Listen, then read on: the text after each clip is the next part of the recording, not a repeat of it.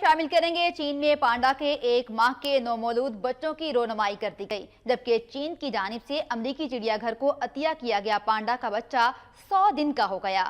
تینوں بچوں کی پہلی بار رونمائی کی گئی، جنہیں دیکھنے کے لیے خوب محسوس ہوئے لوگ۔ شنگھائی کے ایک بریڈنگ ہاؤس میں گزشتہ ماہ مادہ پانڈا یویو کے ہاں 2 بچوں کا جنم ہوا تھا۔